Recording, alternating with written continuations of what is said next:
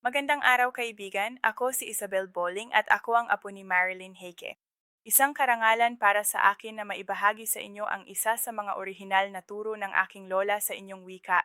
Ibinigay ng Diyos sa aking lola ang misyong lakbayin ang daigdig gamit ang salita at bagamat hindi na niya pisikal na kayang maglakbay sa buong mundo sa pamamagitan ng biyaya ng teknolohiya, nagagawa naming ibahagi sa inyo ang kanyang mga walang kupas na turo sa inyong orihinal na wika.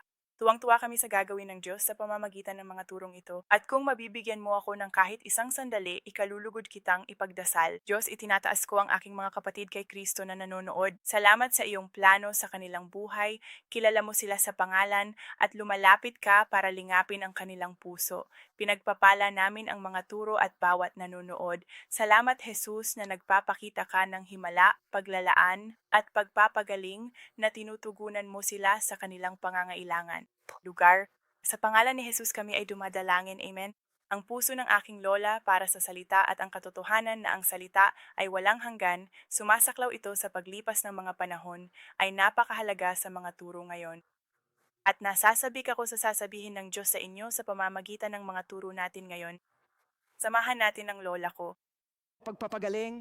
Ngayon, kapag tiningnan mo ang 12 uri ng pagpapagaling, natuklasan kong epektibo pala ang pagpapagaling kahit saan.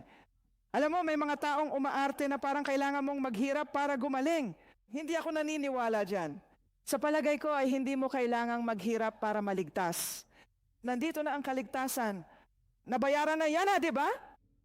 At ang paggaling ay nasa iisang pakete, kaya't narito na ang paggaling ngayong gabi. Hindi natin kailangan, kailangan kong makipaglaban para gumaling. Hindi, kasama ito sa pakete ng pagtubos. Ang pagpapagaling ay ang tinapay ng mga bata. At hindi mo kailangang maramdamang espesyal ka. Hindi mo kailangang nakabasa ng 100 kabanata ng Biblia na nalangin ng 29 na oras bago ka makarating dito. May makukuhang lunas at may makukuhang lunas kahit saan. Ang pagpapagaling sa pangalan ni Jesus ay maaaring gawin ng mga Muslim, Hindu, Buddhist at ateista. At nakakita na ako ng mga taong hindi naniniwala sa paggaling na gumaling dahil may ibang naniwala para sa kanila. Kaya kung maisa sa isip natin iyan, ang paggaling ay magagamit lamang para sa atin. Dapat natin itong ibahagi at dapat din nating ibahagi ang tinapay sa iba. Natuklasan ko na ang paggaling ay maaaring mangyari sa 2 paraan. Ang paggaling ay maaaring maging agaran. Maaari kang magkaroon ng isang agarang himala na isang kahanga-hanga. Gustong-gusto ko yan. Ngunit ang karamihan sa paggaling ay proseso. At ang nangyayari ay may isang taong lumalapit, ipinapanalangin sila o naniniwala sila sa Diyos para sa kanilang sarili at nagsisimula silang bumuti ng bumuti, ng bumuti ng bumuti. Hanggang sa ganap itong mahayag. Madalas sa tingin ko, nawawalan ang mga Kristiyano ng mga pagpapala dahil tumigil sila sa paniniwala, dahil hindi sila nakatanggap ng agarang himala o walang nangyari sa loob ng 2 linggo at bumibitaw sila. Sabi nga, manatili sa proseso. Kaya napakahalaga na kapag naniniwala ka para sa mga tao, para sa iyong sarili, na manatili ka sa proseso ng pananampalataya. Ngayon, alam ko nang manatili sa proseso. Nanatili ako sa pananalig sa Diyos para sa paggaling ng aking katawan. Sa pagmamasid kung saan ako nanalangin at paghanap ng anumang pagbuti. Naghahanap ng kahit kaunting pagpapabuti. Kapag nakakakita ako ng kaunting pagbuti, sinisimulan ko ng pasalamatan siya na mas maayos na ako. At kinabukasan, tumingin ulit ako. Medyo mas maayos na. Salamat at nabubuhay ako sa Thanksgiving hanggang sa maranasan ko ang manifestasyon at ang iyong Thanksgiving ay magpapanatili sa iyo sa proseso. Ngayon, ang una ay dapat na may kinalaman sa mga buto.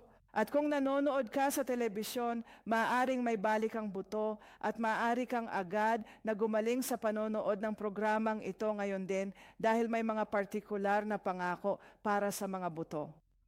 Sinasabi nito na ang isang pusong matiwasay ay buhay sa katawan, ngunit ang inggit ay kabulukan ng mga buto. Kaya ang iyong saloobin ay maaaring makaapekto sa iyong mga buto. Tama ba?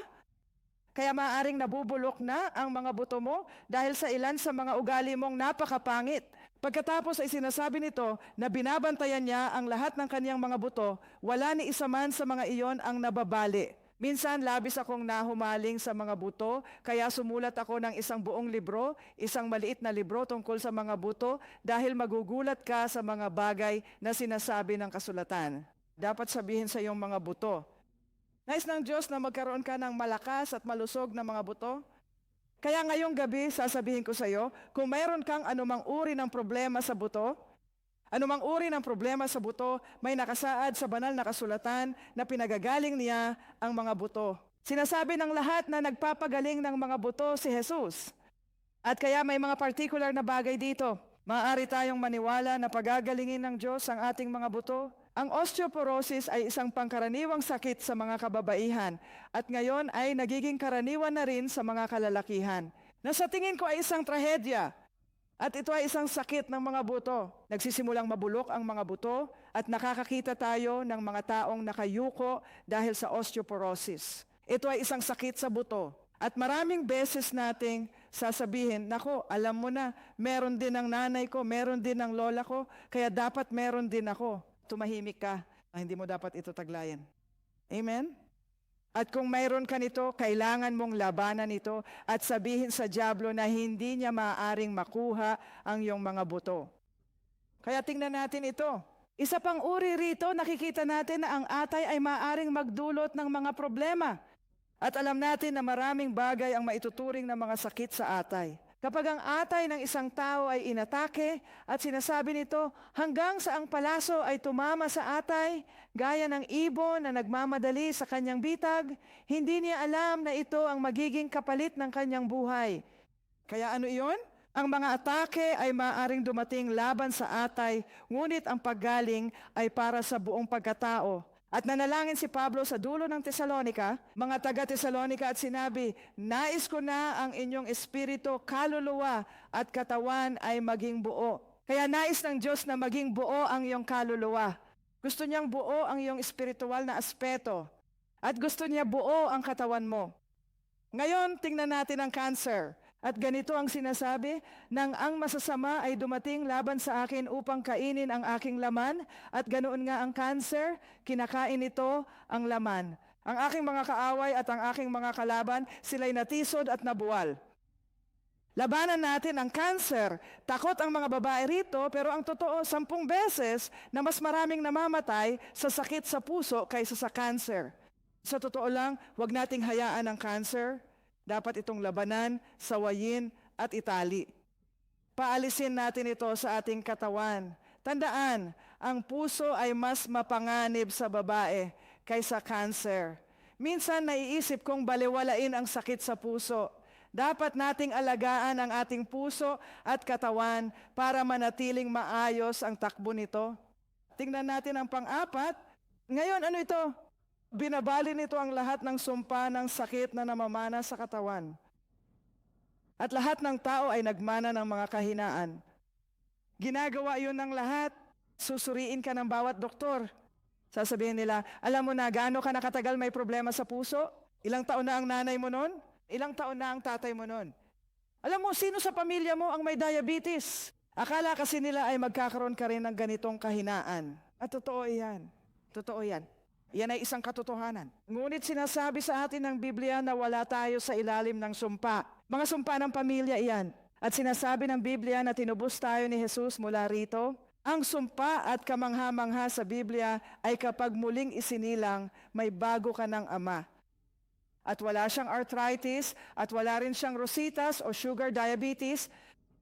Kaya ang mga bagay na yon ay nasira kay Jesus dahil wala tayo sa ilalim ng sumpa, tayo ay nasa ilalim ng pagpapala.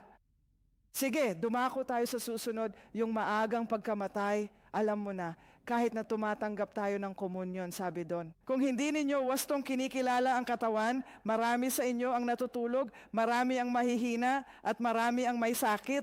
At sinasabi nito na maaga silang natutulog, maaga rin silang namamatay. Tulog, kapag binabasa mo ang bagong tipan, kapag binabanggit nito ang kamatayan para sa isang Kristiyano, lagi nitong sinasabing tulog dahil ang paghihirap ng kamatayan ay inalis na. Nilamon ni Jesus ang kamatayan para sa atin, tiniis ang tibo ng kamatayan para sa atin. Napakarami, sabi nga, ang mahina sa pisikal, namamatay sila, mamatay ng maaga, At ano ang mali? Dahil hindi sila nakakaintindi. Ang discern ay hindi isang malaki at komplikadong salita. Ibig sabihin lang nito ay hindi mo alam, hindi mo naiintindihan kung ano ang mayroon ka kay Jesus. Kaya mayroon kang mga maagang pagkamatay. Ngayon sinasabi ng Biblia, at sinasalita ko ang kasulatang ito araw-araw. Gustong-gusto ko ito. May ilang mga pangako akong sinasalita araw-araw at sinasabi ko ang mga ito ng maaga bago pa man bumangon ang dyablo. Okay?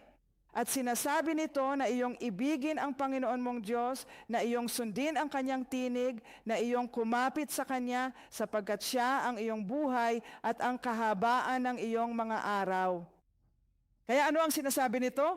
Sinasabi nito na magmahal, sumunod at kumapit. Lahat ay nagsasabi ng magmahal, sumunod at kumapit, at pagkatapos ay binanggit niya ang tungkol sa haba ng iyong mga araw at ayaw ng Diyos na tayo ay mamatay nang wala sa panahon. Sa totoo lang, para sa isang Kristiyano, medyo mahal ka. Ibinigay mo sa Diyos ang kanyang anak at kapag nakuha ka na niya, ang ibig kong sabihin, ang proseso ng pagbabagong ito ay hindi nangyayari sa isang iglap. Hindi ko napansin na perpekto pala kayong lahat. At sigurado akong hindi mo pa napapansin na perpekto ako. At sasabihin mo, nasa proseso ka. Halata naman. Anong nangyayari dito? Binabago tayo ng Diyos habang tayo ay lumalakad kasama niya. Totoo ba yan?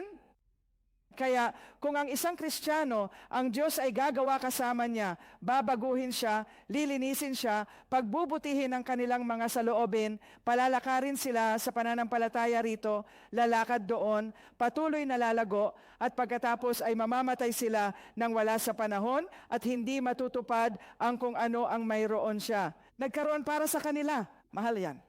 Amen? Gustong-gusto ko itong susunod. Nagamit ko na ito ng husto sa mga tao at sa sarili kong buhay. At dito mo matatanggap ang salita bilang kalusugan ng iyong laman. Anak ko, pakinggan mo ang aking mga salita. Ikiling ang iyong mga tainga. Pakinggan mo ang aking mga sinasabi. Huwag mong hayaang mawala ang mga ito sa iyong paningin. Ingatan mo ito sa iyong puso dahil buhay ito sa mga nakakahanap at kalusugan o medisina sa kanilang buong katawan. Kaya nga sinasabi nito, huwag mong hayaang mawala ang salita sa iyong mga mata. Ingatan mo lamang ito sa lahat ng oras sapagkat ang salita ay kagalingan sa iyong laman. Ang salita, naiisip mo ba? Kunin mo ang iyong Biblia, sabihin mo, ang aking Biblia, ang salita ng Diyos ay kagalingan sa aking laman. Ngayon, hindi na ang kalusugan ang nasa kamay mo. Naririnig mo ba ako? Nagbabasa pala ito? Sabi ng lahat, binabasa ito. Iniingatan ito sa harap ng iyong mga mata. Nakikinig naman ito. Parang pinapanatili mo lang ang iyong sarili na lubos na nakatutok dito. Pag naggamot ka sa malubhang kondisyon, ireseta ito ng doktor ng 3 beses kada araw, di ba? Nagbabago ang ating lagay kasabay ng salita. Kung ang salita ay kalusugan sa iyong laman, bakit hindi ito inumin araw-araw? Amen? Kung mayroon kang malubhang problema sa laman, bakit isang beses mo lang ito iinumin sa isang araw? Huwag mong hayaang mawala ito sa iyong mga mata. At alam kong epektibo ito para sa iyo. At gagana rin ito para sa mga manonood sa telebisyon. Makakatulong ito sa iyo dito sa simbahang ito. Panatilihin ang salita sa harap ng iyong mga mata. Ito ay makapangyarihan. 7 hakbang, utusan ang bawat organo ng katawan na gumana sa maayos na paraan. At gustong-gusto ko ito. Gustong-gusto ko ito. Minsan pakiramdam mo'y hindi maayos ang iyong katawan at may sakit ang iyong mga organo ayon sa mga doktor. Ngunit sabi ng Biblia, tayo ay nilikhang kamangha-mangha.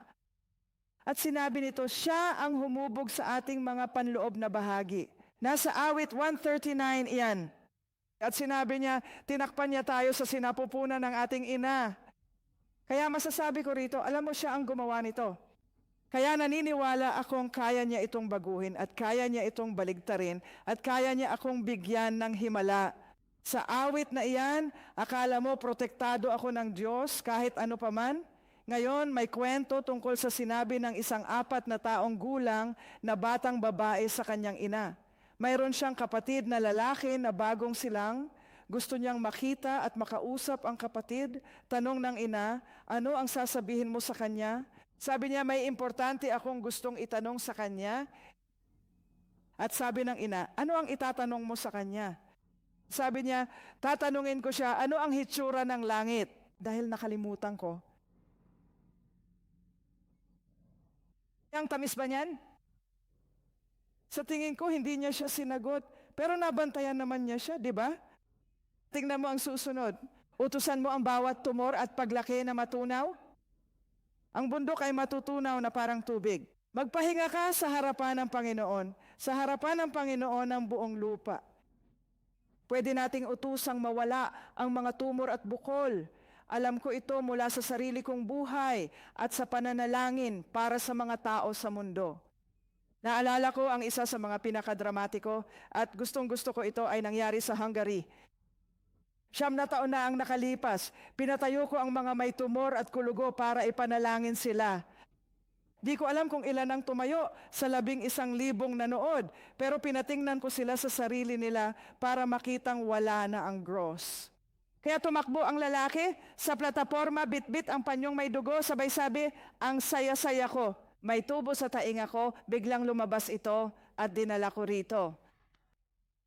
Alam mo, matagal na akong interesado kung sino yon, kaya madalas akong bumabalik sa Hungary, kaya pumupunta ako sa airport. Naghahanda na akong bumalik sa Denver at napansin ko ang batang mag-asawang Hungarian na ito. Mayroong ilang mga bata, nakangiti sila, pero lumapit siya at sinabing, malamang hindi mo na ako naaalala, pero binigyan kita ng paglago, Siyam, na taon na ang nakalilipas at ngayon ay isa na akong pastor.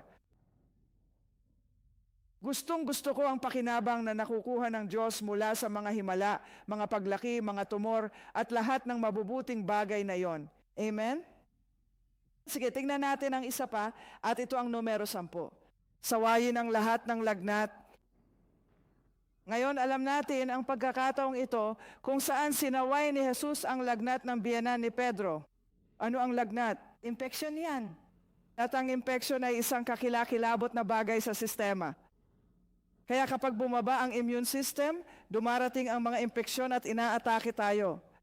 Kaya kailangan natin ng maayos na immune system. Lumalawak ang kaalaman sa immune system at pangangalaga sa katawan. Totoo ba yan? Kaya kailangan nating hilingin sa Diyos na panatilihing malakas ang ating immune system sa lahat ng araw ng ating buhay. Sabi mo, sige, pero Marilyn, teka, kailangan mamatay ng mga tao? Oo, ginagawa nila. Pero kailangan ba nilang mamatay sa hirap? At nang mabasa ko ang tungkol kay Moises na nabuhay ng 120 taon at ang kanyang mga mata ay hindi lumabo, wow, ang kanyang likas na puwersa ay hindi humina, ngunit siya ang nakatanggap ng pahayag ni Jehovah Rapha. Ang Jehovah Rapha ay ang Panginoong ating manggagamot at siya rin ang ating kalusugan. Nanatili siyang malusog hanggang 120 taon hanggang sa kinuha na siya ng Diyos. Amen? Pero tingnan natin ang 11. Binabago mo ang aking kabataan. Sabi mo, gusto kong maging bata at gusto kong manatiling bata. Sino ang bumubusog sa iyong bibig ng mabubuting bagay upang ang iyong kabataan ay mabago na parang mga agila? Ngayon, tingnan mo yan. Kung ang iyong bibig ay hindi nasisiyahan sa mabubuting bagay, ang iyong kabataan ay hindi mababago. Nakuha mo ba? Gusto mong mabago ang iyong kabataan, ngunit hindi ang iyong bibig. Ngunit kung hindi mo mababago ang iyong bibig, hindi mo mababago ang iyong kabataan. Kaya kung palagi kang nagrereklamo, mga kasama, hindi mo mababago ang iyong katawan. Naku, lagi naman akong nakakaramdam ng ganito. Lagi naman akong pagod. Pababa ka na naman. Sisimulan mo ang iyong bibig na sabihin ang sinasabi ng Diyos, matutuklasan mong mas bata ka. Sige, ngayon ay bibilang ako hanggang 3 at gusto kong basahin mo ang numero 12 kasama ko ang pangako. 1, 2, 3. Bakit ka ba itinapon pababa? Nalulumbay o kaluluwa ko at bakit ka nababagabag sa loob ko? Umasa ka sa Diyos sapagkat pupurihin ko pa siya na siyang katulong ng aking mukha at aking Diyos. Mga kababayan, kung gusto nyong maging maayos ang pakiramdam, simulan nyong ngumiti. Tigilan mo na ang pagiging palabiro mo. Alam mo, sinasabi natin, gusto kong magustuhan ako ng mga tao. Nakakalungkot ang lahat. Minsan lumalabas ako at bumabati tuwing linggo at ang ilan ay sadyang kaya sila nagkakasakit. Kailangan mong ngumiti. Kailangan mong tumingin sa salamin at magsanay ng ngumiti. At sinasabi ko sa iyo, ang isang mainit na mukha ay nakakaakit ng mga tao. At natutunan ko ito sa mga eroplano dahil mahilig akong sumaksi. Kapag sumasakay ako ng eroplano at nagsisimula na akong bumaba sa aisle, hindi ko lang hinahanap ang road number ko, ngumiti ako. At minsan tinitingnan ka ng mga tao na parang isa kang tanga. Pero ngumingiti lang ako. At ngumiti ako. At ngumiti ako. At naglakad ako palabas ng airport, ngumiti ako. At di nagtagal, ngumiti rin pabalik ang mga tao. Alam mo, ang mga tao ay naaakit sa kaligayahan at kagalakan. Hindi sila naaakit sa isang malungkot na sako. At hindi ka maaakit sa sarili mo kung patuloy kang magmumukhang pangit. Kaya ilagay mo ang kamay mo sa mukha mo. Sabihin mo, ang mukhang ito ay ginawa para ngumiti. Amen. Hallelujah. Kaya pagkagising, tumingin sa salamin, ngumiti at sabihin siya ang pinakamagandang taong nakita mo at siya rin ang makikita mo buong araw. Amen? Dahil pananatilihin mo ang iyong mukha sa pananampalataya, mananatili kang tapat sa bibig mo, mananatili kang may tiwala sa iyong mga ginagawa. At mga kasama, hindi tayo hihiga at magkukunwaring patay sa oras na ito. Tayo itatayo at mabibilang para sa Diyos at makikita ang mga pagbabago. Amen? Dalangin namin na pagpalain ka ng aral na ito. Alam kong pinaglingkuran ng Diyos ang bawat isa sa inyo na nanonood at nasasabik kaming makita kung ano ang gagawin ng Diyos sa buhay ninyo. Hinihikayat ko kayong makipag-ugnayan sa ibang mga Kristiyano at mananampalataya sa inyong lugar. Mahalagang mapabilang tayo sa komunidad at maging bahagi nito ng katawan ni Kristo ng sama-sama. Para sa higit pang mga mapagkukunan at iba pang mga turo, pakibisita ang miraclewordministries.org. Gusto naming manatiling nakikipag-ugnayan sa iyo at marinig kung paano nagsasalita ang Diyos sa iyo at kung paano ginamit ng Diyos ang mga turo ngayon. Pagpalain kayong lahat ng Diyos at magkaroon ng isang kahangahangang araw.